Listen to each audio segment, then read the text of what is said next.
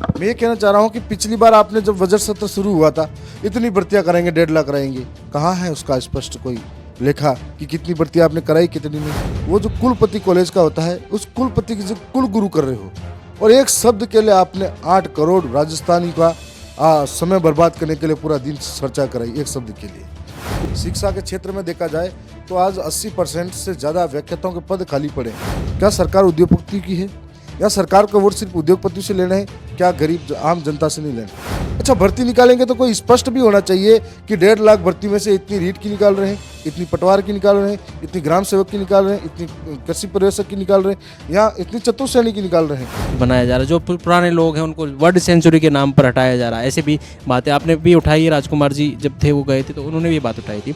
तो कहीं ना कहीं क्या ये सारी चीज़ें सोच समझ कर की जा रही हैं, किस तरह से आप देख रहे हैं? आपने क्या ऐसी मांगे की थी अपने इलाके के लिए, आदिवासी इलाके के जहाँ से आप आते हैं थरियाबाद से? देखो, वो साथी विधायक रविंदर जी हैं, बहुत संघर्षशील हैं, बहुत मेहनती हैं, बहुत साहसी भी हैं। देखो, किरोड़ी लाल जी बाबा हमारे आदरणीय हैं, सम्मानित हैं। सम्मान मिलना चाहिए था सीएम बनने का, सम्मान मिलना चाहिए था डिप्टी सीएम का, लेकिन उनके साथ ऐसा भेदभाव किया गया।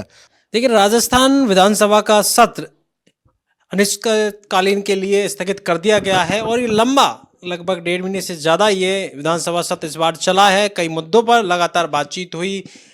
ऐसी चीज़ें भी देखने को मिली विधानसभा में जहां विपक्ष ने वॉकआउट कई बार किया, कई बार चीज़ें इस तरह की हो गई थी जहां हंगामा खूब हुआ।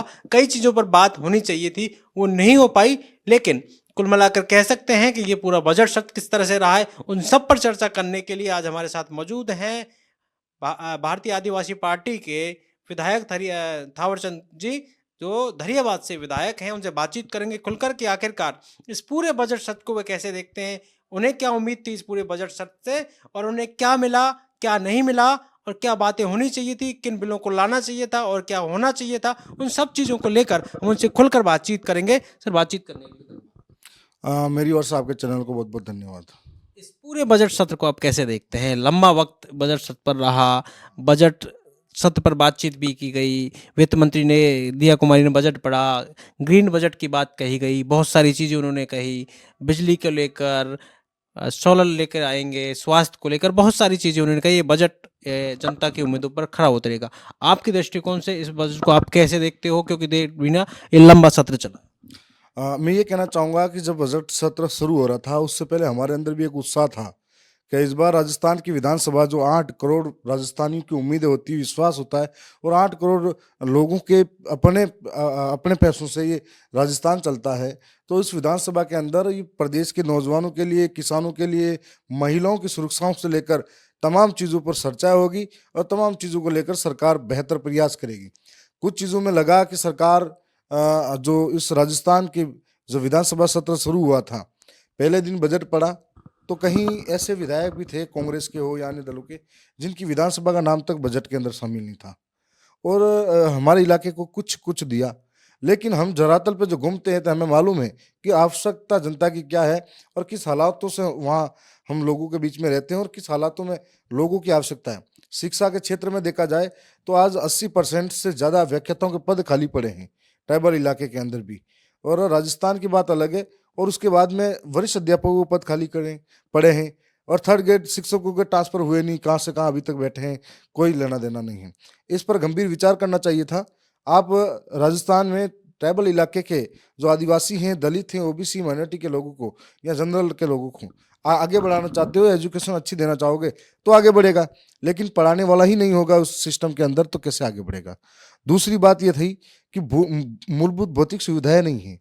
कहीं इलाके ऐसे हैं जहाँ पर सड़कें नहीं हैं, बिजली नहीं है, पानी नहीं है, और कई स्कूलें भी ऐसी हैं जो जर्जर अवस्था में है। 80% स्कूलों की हालत खराब है। कोई कर्मोन्नत करने की जरूरत है, वहाँ कर्मोन्नत नहीं है। और चिकित्सा व्यवस्था के अंदर आज डॉक्टरों की कमी है जो पूरी नहीं कर पाए। आधुनिक युग में जो आधुनिक मशीनें खरीदने की जरूरत थी, आधुनिक मशीनें लगाने की जरूरत थी, कम से कम गांव स्तर तो नहीं तो ब्लॉक स्तर पे भी कर सकते थे, वो उन्होंने नहीं किया। और उसके बाद में ऐसा वनाधिकार के नियमों को तार तार करके बाहरी कंपनी को आप लाकर जमीन दे रहे हो। जो जंगल में आदिवासी रह रहा है, उस जमीन में, उस जंगल को वो पेड़, एक एक पेड़ पौधे, नदी पर्वत पहाड़ को वो पूजता है, भगवान मानता है। और उन्हीं पेड़ पौधे, नदी पर्वत पहाड़ से जो वनाधिकार के कानून बने, उन कानूनों से पहले उस धरती पर रहने वाला आदिवासी है। ये कानून बाद में बने हैं, लेकिन आज बाहरी मल्टीनेशनल कंपनी को सिर्फ खनन के नाम पर हो या किसी और काम के नाम पर उन कंपनी को लाया जाता है और उन आदिवासी को वहां से उनके विस्थापित किया जाता है। तो आखिर सरकार चाहती क्या है? क्या सरकार उद्योगपति की है या सरकार का वोट सिर्फ उद्योगपति से लेना है? क्या गरीब आम जनता से नहीं लेना है? दूसरा ये था, इस बजट के अंदर हमारे साथ भी भेदभाव और पक्षपात किया। मैं ये कहना चाहूंगा कि सरकार बीजेपी की है और हमने बीजेपी को हरा के चुनाव जीता है, तो मेरे वहाँ की क्षेत्र की जनता ने और वहाँ के कार्यकर्ताओं ने दोनों ही पार्टी को दरकिनार करके मुझे मौका दिया। इसका मतलब ये थोड़ी कि आप उस जनता से दुश्मनी निकालोगे, उस जनता के साथ में धोखा करोगे, इस जनता को बजट से वंचित रखोगे, तो सरासर अन्याय है। साथ साथ में ऐसे कई चीजें रही, आप कई बिल लेके आए। एक बिल तो ऐसा लाए थे, वो जो कुलपति कॉलेज का होता है, उस कुलपति की जगह कुल गुरु कर रहे हो, और एक शब्द के लिए आपने 8 करोड़ राजस्थानी का समय बर्बाद करने के लिए पूरा दिन चर्चा कराई एक शब्द के लिए। उसमें भी ये कहना चाहूंगा कि कुल गुरु शब्द है, वो संस्कृत भाषा से है, और उसका मतलब ये है कि कुल गुरु पुराने समय में जो राज परिवार थे उनके अंदर ऊंची जाति के लोगों को ही शिक्षा प्रदान की जाती थी। तो आप इस परंपरा के माध्यम से कॉलेज के अंदर एक तो कुल गुरु था, वो एक युद्ध सिखाते थे या फिर उनमें रणनीतियां सिखाते थे। तो आप इस कॉलेज के माध्यम से कुल गुरु के रूप में कौन सी डिग्री लेके कुल गुरु आके बैठेगा, ये भी फिक्स होना चाहिए। वहां पहले वाइस चांसलर था, चांसलर था। तो इसके माध्यम से दूसरा ये है कि आप क्या ऐसा तो नहीं है कि कुल गुरु के समय में आदिवासी हो, दलित हो या अन्य पिछड़ी जाति के लोगों को शिक्षा से वंचित रखा जाता था, महिलाओं को शिक्षा से वंचित रखा जाता था। कि सरकार की फिर से कोई ऐसी पॉलिसी तो नहीं है जिससे इस माध्यम से कि आप कॉलेजों के अंदर भी पढ़ाई से वंचित रखना चाह रहे हो? आपने कितने आदिवासी है, दलित है, ऐसे कितने लोगों को प्रोफेसर बनाया? ऐसे कितने लोगों को आपने कुलपति बनाया? नहीं बनाया। राजस्थान के अंदर एक भी नहीं मिलेगा, देश के अंदर भी नहीं मिलेगा, एक आधा मिलेगा आपको, अरुणाचल प्रदेश के अंदर है। तो इसका मतलब क्या है? आप एक जनता को आप गुमराह करने के लिए इस तरह से भटका के मुद्दों पे बात करते हो। सदन जब वाइंड अप हो रहा था, लास्ट में अनिश्चितकालीन होना था, तो मैं भी उस कमेटी का हिस्सा हूँ, जहाँ सलाहकार कमेटी का। तो उसके अंदर हमने कई बार प्रयास किए कि सरकार को आज बिजली और पानी पे चर्चा करानी चाहिए। तो प्रदेश के अंदर त्राहीमाम है, बीजेपी के लोग एक तरफ सदन के अंदर तो खुले में कहते हैं कि हमारे बिजली की पूर्ति हो रही है, हमारे पानी की पूर्ति हो रही है। वो कह रहे हैं कि हमने बिजली के लिए अब हम 150 यूनिट फ्री बिजली देंगे, जो बजट में लेके आए, सोलर लगाना पड़ेगा। क्या रहा, इसको कैसे देखते हैं? क्या आपके वहाँ अभी भी बिजली की किल्लत किस तरह की है, किस तरह का वहाँ ये है? और जिस तरह से वो कह रहे हैं कि पानी की बात कर रहे थे कि उन्होंने समझौता किया मध्य प्रदेश से, पंजाब से लेके आएंगे। मैं ये कहना चाह रहा हूँ कि पिछली बार आपने जब बजट सत्र शुरू हुआ था, इतनी भर्तियां कराएंगे, 1.5 लाख कराएंगे, कहाँ है उसका स्पष्ट कोई लेखा कि कितनी भर्तियां आपने कराई, कितनी नहीं? आपने ये कहा कि हम लोग इस तरह बजट में ये प्रावधान कर रहे हैं, वो पुराना तो धरातल पे उतरा ही नहीं, उससे बाद में नई फाकालोजी फिर कर ली। तो और दूसरी बात, वो तो कहते हैं, सरकार तो कहते हैं हम तो 80, पिछला वाला 80% कर दिया। उस सरकार के नुमाइंदे हैं, उनको जांच होनी चाहिए इस बात की आपने वास्तव में किया कि नहीं किया। और इनके ही जो बीजेपी के लोग हैं, वो हमारे साथ कभी कभी बातचीत होती है इनके विधायकों से, तो ये कहते हैं कि वहां पर सदन के अंदर अपने मुख्यमंत्री और मंत्री को खुश करने के लिए हमारे पास बिजली की पूर्ति होगी, पानी की होगी, और बाहर आके उन्हीं के कार्यकर्ता उनको गालियां देते हैं।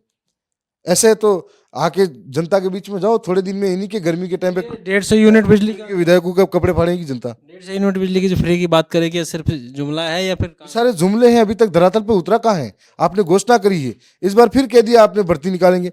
अच्छा, भर्ती निकालेंगे तो कोई स्पष्ट भी होना चाहिए कि 1.5 लाख भर्ती में से इतनी रीट की निकाल रहे हैं, इतनी पटवार की निकाल रहे हैं, इतनी ग्राम सेवक की निकाल रहे हैं, इतनी कृषि पर्यवेक्षक की निकाल रहे हैं, या इतनी चतुश्रेणी की निकाल रहे हैं, SI की निकाल रहे हैं, या RS की निकाल रहे हैं।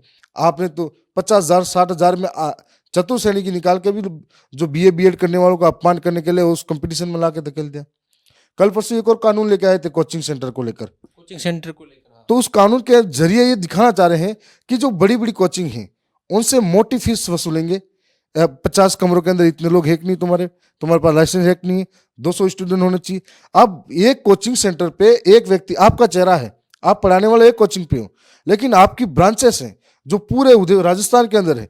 क्या आपके नाम से सारी कोचिंग में आप ही पढ़ाओगे क्या? तो कैसे ये झूठ और मजाक है बेरोजगारों के साथ में? कोचिंग को लेकर जब बिल की बात कर रहे थे तो उनके ही विधायक हैं कालीचंद श्राफ, वरिष्ठ विधायक है, वो भी कह रहे थे कि इस पर चर्चा होनी चाहिए। चर्चा ऐसी होनी चाहिए कि जो अभिभावक है उनसे भी बात होनी चाहिए, जनता से होनी चाहिए, कोचिंग संचालकों से बात होनी चाहिए। क्या लगता है कि ये सब चीज़ें होनी चाहिए थी, उसके बाद ही बिल आने चाहिए? पहली चीज है कि कोई भी बिल लाने से पहले प्रवर समिति बना के उस पर चर्चा करानी चाहिए कि पक्ष और विपक्ष क्या है, दोनों का सोचना पड़ेगा कि इसमें क्या फायदा क्या नुकसान है। इसके बाद इसको जनता के बीच में लाना चाहिए, नहीं तो इसका फायदा क्या है। आपने कोचिंग का जैसे बिल लाने की बात कही, उस बिल के माध्यम से आपने सारे अधिकारी को उसमें डाल रखा है और सारे अधिकारी मोटी फीस वसूलेंगे, कोटा, सीकर, जयपुर, जोधपुर। तो फिर और दूसरा ब्लॉक स्तर की कोचिंग कोई 20 लोगों लड़कों को लेके बैठा है, तो वो एक कंट्रोवर्सी पैदा हो रही कि किसको कौन लूटेगा, किसको कौन मारेगा। दूसरी चीज, आप बीच में एक कानून और लेके आए थे जमीन को लेकर, इको इंडस्ट्रियल एरिया के नाम से हम विकसित करेंगे। तो मैं उस ट्राइबल इलाके से आता हूँ, हम लोग जमीनी हकीकत से जुड़े हुए हैं। हमारे वहाँ पे जो जमीन पे लोग रहते हैं वो कोई सन्नोट पे रहता है, कोई बिले नाम पे रहता है। वही रहता है इसलिए कि जब वनाधिकार और जमीन के कानून बने थे उससे पहले तो उस धरती पे रह रहे थे। उनके बाप दादा ने कई बार सोचा कि ये तो हमारे चारागाह के लिए होगी, पशु चराएंगे, इस पे ये करेंगे, और बाद में जनसंख्या बढ़ती गई और घर बनाए। और अब सरकार आएगी, अचानक से एक फरमान जारी करेगी इंडस्ट्रियल एरिया के लिए खाली करो ये जमीनें, तुम्हारे पास क्या सबूत है। तो ऐसे में हमारे ट्राइबल इलाके के अंदर कितना बड़ा नुकसान होगा। कई ये जो बात कह रहे हो आप कि ट्राइबल इलाके में हो, यदि करौली धौलपुर की अगर बात करें, वहाँ पे भी कुछ ऐसा जो वन अधिकार की आप बात चल रही है, वहाँ पे भी जंगलों को काट कर या कुछ बनाया जा रहा है, जो पुराने लोग हैं उनको वर्ल्ड सेंचुरी के नाम पर हटाया जा रहा है। ऐसे भी बातें आपने भी उठाई है, राजकुमार जी जब थे वो गए थे तो उन्होंने भी ये बात उठाई थी। तो कहीं ना कहीं क्या ये सारी चीज़ें सोच समझ कर की जा रही हैं, किस तरह से आप देख रहे हैं? दूसरी बात, सरकार दिखावा करती है, कहती है कि हम पेड़ लगा रहे हैं, एक पेड़ माँ के नाम, एक पेड़ माँ के नाम। आपने कोयले खरीदने के लिए छत्तीसगढ़ के अंदर लाखों हेक्टेयर पर सारे पेड़ों को नष्ट किया।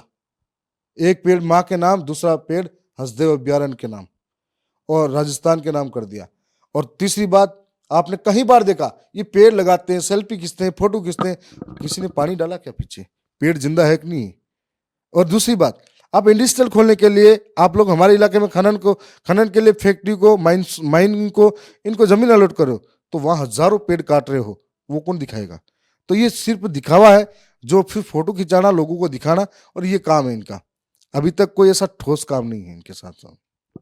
आपने क्या ऐसी मांगे की थी अपने इलाके के लिए, आदिवासी इलाके के जहाँ से आप आते हैं, थरियाबाद से, या उस पूरे इलाके के लिए क्या ऐसी चीज़ें आपने मांग की थी इस बार जो जो आपने रखी थी बजट के लिए, लेकिन वो नहीं मिल पाया? क्या ऐसी चीज़? मेरा पहला था शिक्षा। अगर शिक्षा होगी, पढ़ेगा लिखेगा बच्चा, तो राजस्थान का, देश का और समाज का भविष्य तैयार होगा। लेकिन शिक्षा पर उन्होंने जोर नहीं दिया। दूसरा था मेरा स्वास्थ्य। तीसरा था हमारे इलाके में पलायन बहुत हो रहा है, रोजगार के लिए नौजवान भटक रहा है, आम पब्लिक भटक रही है। और उस नौजवान और रोजगार के लिए जो पलायन हो रहा है, आप पानी की हमारे उधर कोई कमी नहीं है, अलग अलग जगह डैम है, लेकिन जो कुएं हैं सूख रहे हैं, बावड़ियाँ सूख रही हैं, तो आप उनको मिलाइए। अगर पानी की व्यवस्था होगी, खेती बाड़ी बेहतर होगी, तो पलायन कई हद तक रुकेगा। आप सरकार की जितनी तमाम योजनाएं ला रहे हो, उसके आपके अधिकारी बीच में ही टालम टोल कर रहे हैं, उसको धरातल पर पहुंचाओ। दूसरा ये था कि वहां पर किसान हैं और हमारे इलाके में जाखम का पानी मिलता है, तो वो जब जखम का बांध बना था उस टाइम से अभी तक कोई काम नहीं हुआ, तो रिपेयरिंग नहीं हुई, तो जगह जगह कभी भी हादसे होने की संभावना है। तो ये अगर जाखम का पानी और ये नहरें हैं उसके लिए बजट मिलेगा तो सही व्यवस्थित हो पाएगा। उसके बाद में, जाखम के बाद में जो नौजवान है छात्रवृत्ति के लिए भटक रहा है उस ट्राइबल इलाके का, उनको छात्रवृत्ति अभी तक नहीं मिली। कई बार देखा कि किस मजबूरी में हम पढ़ाई लिखाई करते हैं, कोई माँ के गहने बेच रहा है, कोई खेत गिरवे रख रहा है, कोई बाहर जाके पैसे इकट्ठा करके ला रहा है, तो इनके लिए कौन सोचेगा? और साथ ब्लॉक स्तर पे आप लाइब्रेरी खोलो, ब्लॉक स्तर पे कॉलेज खोलो, अलग अलग कॉलेज खोलो, फैकल्टियाँ बढ़ाओ, कर्मचारी को लगाओ। आप पूरे पूरे पद खाली कर रखे हैं। आपने जहाँ हम जीते हैं, उनको लगता है कि यहाँ पर इनके लोग हैं, और जो अच्छा काम करने वाला वर्कर है उसको तो राजनीतिक तौर पे हटा दिया जाता है और फिर पद खाली रखते हैं। तो ऐसी तमाम मांगे थी जो बिजली, पानी, सड़क के लिए थी, शिक्षा के लिए थी, रोजगार के लिए थी, और तमाम मांगे मैंने सरकार के सामने अपने पुरजोर तरीके से रखी है। अब वो समझे या नहीं समझे, या फिर हमारे लोगों को किस भावना से देखते हैं, ये उनकी मर्जी, लेकिन जनता सब देख रही है। आज की तारीख में भी जनता ये देख रही है कि राजस्थान के अंदर जिस ऊर्जा से साथ में सरकार को बनाया था वैसा कोई काम नहीं हो रहा है। आपने कहा पेड़ों की बात कही थी, पेड़ों के लिए सिर्फ से एक विधायक हैं, निर्दलीय विधायक हैं, आपके साथी हैं निर्दलीय, वो भी हैं नए विधायक, उन्होंने भी पेड़ों के लिए बात कही थी कि बाड़मेर के जो सिम में है वहाँ आसपास का जो पुरानी कंपनी आ गई, जो कंपनियों की आप बात कर रही थी, तो आप भी उससे लगातार आप बात कर रहे हो। देखो, वो साथी विधायक रविंद्र जी हैं, बहुत संघर्षशील हैं, बहुत मेहनती हैं, बहुत साहसी भी हैं और हमेशा सदन में लड़ते हैं। और उनके वहाँ पर भी मल्टीनेशनल कंपनियां आ रही थी, कई किसानों की जमीन जा रही थी, सोलर प्लांट के नाम पर भी कहीं किसानों की जमीनें जाने वाली थी। उन्होंने भी लंबा लंबा संघर्ष किया और उसको वाइंड अप करा के रख रखा है, अभी रुका हुआ मामला है। फिर भी कोर्ट ने उनके ऊपर केस साजिश लगाई, फिर भी वह लड़ रहे हैं और लड़ना चाहिए। जिन लोगों ने हमको वोट देकर जिताया है उनकी उम्मीदों को पूरा करना हमारा फर्ज है और लड़ना इसलिए भी चाहिए कि हमने वोट लिया है तो जनता ने निस्वार्थ भावना से, चाहे रविंद्र जी हैं, उन्हें निर्दलीय भी मौका मिला और मैं दोनों पार्टी को हरा के आया हूं, तो कहीं न कहीं उनकी अपेक्षा उम्मीदें हैं, उनके साथ हमेशा खड़े हैं, खड़े रहेंगे। एक बात और कि जिस तरह से लगातार आप बातें कर रहे हैं कि भाई ये मुद्दे हैं जो होने चाहिए थे। अब विधानसभा की बात करें, विधानसभा में एक प्रकरण हुआ कि विपक्ष के 6 विधायकों को निलंबित किया गया। उससे क्या डिस्टर्ब इस तरह से हुआ, जनता के जो मुद्दे थे उन मुद्दों पर बातचीत होनी चाहिए। आपने कहा कि विपक्ष भी यहाँ पर होना ज़रूरी है। देखो, सरकार चलाने के लिए पक्ष और विपक्ष का होना जरूरी है। एक गाड़ी के दो पहिए के समान है, दोनों के बगैर चल नहीं सकता। और सत्ता पक्ष अगर सरकार चला रहा है तो विपक्ष उसमें खामियां क्या है वो दिखाने का प्रयास हमेशा करता है। और अगर विपक्ष ही नहीं होगा तो लोकतंत्र जिंदा होगा ही नहीं, और लोकतंत्र रखना है तो विपक्ष का होना जरूरी है। और राजस्थान जो प्रदेश की सरकार, पूरा प्रदेश है, इस सदन के अंदर कोई अच्छी परंपराएं चलती है तो मेरे नौजवान हों में कई विधायक ऐसे इस सदन में पहली बार आए नौजवान हैं, वो परंपराओं को सीखेंगे, उस परंपराओं को आगे ले जाएंगे। यदि यहाँ पर परंपराएं बिगड़ती हैं तो आने वाले समय में हम दूसरे नौजवानों को क्या संदेश देंगे। तो राजनीति का स्तर गिरना नहीं चाहिए, भाषा का स्तर गिरना नहीं चाहिए और लोकतंत्र के अंदर मुद्दों की लड़ाई हमेशा चले और चलती रहनी चाहिए। आपस की बात करें, इनके जो वरिष्ठ मंत्री हैं डॉक्टर करोड़लाल मीणा का एपिसोड लंबा हो गया, नरेश मीणा का एपिसोड लंबा हो गया है। किस तरह से इसको देखते हैं? अभी तक बाबा दिखते तो हैं लेकिन उस तरह से नहीं दिखते, मंत्री होते हुए भी लगते हैं कि मंत्री नहीं है। लगातार इस पर बात भी होती है, क्या लगता है कि आपसे खींचतान है? देखो, किरोड़ी लाल जी बाबा हमारे आदरणीय हैं, सम्मानित हैं और एक संघर्षशील नेता है जो सड़कों पे हमेशा सड़क से लेकर सदन तक हमेशा संघर्ष किया है इस राजस्थान की जनता के लिए। तो हम कहीं न कहीं उनसे प्रेरणा भी लेते हैं। साथ में ये कहना चाहूँगा कि जब सरकार कांग्रेस की थी तो 5 साल लाठियाँ खाई, 5 साल नौजवानों के लिए लड़े, 5 साल बेरोजगारों के लिए लड़े और 5 साल सारे संघर्ष झेले और उसके बाद में सत्ता आई तो उन्हें आधे अधूरे मंत्रालय दिए गए। अगर उनको सम्मान मिलना चाहिए था सीएम बनने का, सम्मान मिलना चाहिए था डिप्टी सीएम का, लेकिन उनके साथ ऐसा भेदभाव किया गया, आधे अधूरे जो सम्मान दिया है। उसके बाद में आज सरकार जो आई है, जिसने सब कुछ दिया उसको ही दरकिनार किया जा रहा है। नरेश मीणा के मामले में ये कहूंगा कि अभी तक जमानत हो जानी चाहिए थी। साथ में समरावता गांव के अंदर मैं गया था और समरावता के लोगों के साथ में बहुत बुरा बर्ताव हुआ। आज जो अंग्रेजों के जमाने में जिस प्रकार से गांव के लोगों के साथ बर्बरता होती थी, आज वैसी ही सरकार तानाशाही रवैये से अपने तंत्र लगाकर कर रही है। मैं मौके पे गया था, आखिर जनता का क्या दोष है? हम लोग अगर आज सरकार से अपने तरीके से मांग नहीं करेंगे तो किससे करेंगे? और उस हर एक आवाज को, उठती हुई आवाज को दबाने के लिए इन्होंने इस तरीके से हथकंडे अपनाए कि वहां पर वो तो गनीमत है किसी की जान नहीं गई, लेकिन जान जाने से कब कम भयानक मंजर था वो जो हम देख के आए हैं। और उसके बाद में कई करोड़ों का नुकसान हुआ, सरकार को मुआवजा देना चाहिए था। इस तरह से हालात पनपे हुए हैं, कानून व्यवस्था बिगड़ी हुई है, हर जगह आज दलितों पे, आदिवासी पे अत्याचार हो रहा है, कोई सुनने को तैयार नहीं है। और कई घटनाएं ऐसी हुई हैं लड़कियों के साथ, तो आदिवासी में जो लड़के उसके साथ एक घटना होती है और उससे पहले एक कई ऐसे मुद्दे हैं जब वो नसीराबाद की घटना को लेकर, जहां मोबाइल लेकर लड़कियों को बहला फुसला कर की घटना होती है। राजस्थान के जयपुर की अगर घटना बात करें जयपुर की, तो जयपुर में एक बाइक पर पत्नी का कई टुकड़े करके बोरे में लेकर घूम जाती है, पुलिस को पता नहीं चलता। तो इन मुद्दों पर, ये सुरक्षा को मुद्दों को लेकर देखो, सरकार सजग और संवेदनशील नहीं है। इसमें कई चीज़ें ऐसी भी हैं जहाँ पर ईमानदार लोग भी हैं, मेहनती भी हैं और कुछ ऐसे भी हैं जो सरकार का फायदा उठा रहे हैं नाजायज। दूसरी बात ये कह रहा हूँ, भीलवाड़ा के अंदर भी घटना हुई, वहाँ पर भी 4-4 दिन तक आदिवासी धरने पे बैठते हैं किसी मांग को लेकर, उनके साथ वो एक मच्छे का मर्डर होता है, लेकिन सुनने को तैयार नहीं है। आपने देखा होगा भीलवाड़ा जोधपुर के अंदर जो एक आदिवासी के साथ में एक नाबालिग है, उसको पहले बाल श्रम करवाया जाता है, बाल श्रम के बाद में उसके साथ में मुंह में पेशाब किया जाता है और उसके बाद में उसके मुंह में यहाँ कुकर्म तक करने की कोशिश की जाती है। तो हम सोच सकते हैं कि, मैं ये भी नहीं कहता, अब आप बांसवाड़ा के अंदर जो घटना देखो, 12 साल की बच्ची है जो इस दुनिया को देखी नहीं है, उसको समझ नहीं है कि आखिर दुनिया में क्या क्या होने वाला क्या नहीं है। उस बच्ची के साथ में इस तरह के अमानवीय कृत्य हुआ है, गला दबाकर हत्या हुई है। पहली चीज ये है कि अपराधी कोई भी हो, अपराधी की कोई जात नहीं होती, अपराधी का कोई धर्म नहीं होता। अपराधी अपराधी होता है जिसकी घृणित और संकीर्ण मानसिकता होती है, जिसकी वजह से वो अपराधी होता है। अगर इस तरह से अपराध करने वालों के लिए सरकार कठोर प्रावधान करती है और कानूनी रूप से बेहतर तरीके से दंड दे जो समाज को दिशा दे सके, तो आने वाले समय में ऐसी मानसिकता के लोग पनप नहीं पाएंगे। मैं इस बात से निंदा भी करता हूं और उम्मीद करता हूं कि सरकार जल्दी से जल्दी जोधपुर की घटना हो या बिलवाड़ा की आदिवासी की घटना हो, यहाँ फलोद की जो हमारे बांसवाड़ा की घटना हो, इन पर तुरंत त्वरित कार्रवाई करे ताकि इन कार्रवाई के माध्यम से उनको न्याय मिल पाए। उससे ज्यादा हम क्या अपेक्षा रख सकते हैं कि 12 साल की बच्ची के साथ में इस तरह का घटना होना बहुत बड़ा निंदनीय करते हैं। ये चाहे कौन सी भी समाज से हो, अपराधी की कोई, फिर से कह रहा हूँ, जात धर्म नहीं होती। एक बड़ा अभी मुद्दा, लेटेस्ट मुद्दा, उस पर बात कर लेते हैं। एक आखिरी सवाल है कि राणा सांगा के लिए एक टिप्पणी की जाती है और वो सपा के सांसद हैं रामजी लाल सुमन, उन्होंने कहा कि राणा सांगा और बाबर के लिए जो उन्होंने कहा कि गद्दार हैं, इस तरह की जो विवादित टिप्पणी दी, उस पर आपका मैं ये मानता हूँ, जहाँ तक ज़्यादा जानकारी नहीं, लेकिन कुछ नेता ऐसे होते हैं जो सुर्खियों में आने के लिए किसी के लिए कुछ भी बोल देते हैं, किसी को बदनाम भी करते हैं, किसी के लिए अभद्र टिप्पणी करते हैं। मैं जहाँ तक मानता हूँ, राणा सांगा हो, राणा महाराणा प्रताप हो, यहाँ अन्य जो इस राजस्थान के सुरवीर हुए हो, राणा पुंजा हो, ऐसे एक एक पग पग पे इतिहास गवाह है कि हमने सर कटाए थे, दर लड़ते थे हमारे, तब जाके इस राजस्थान के अंदर इतिहास बनाया है। और राजपूत और भीलों के संबंध ठेठ से अच्छे रहे हैं।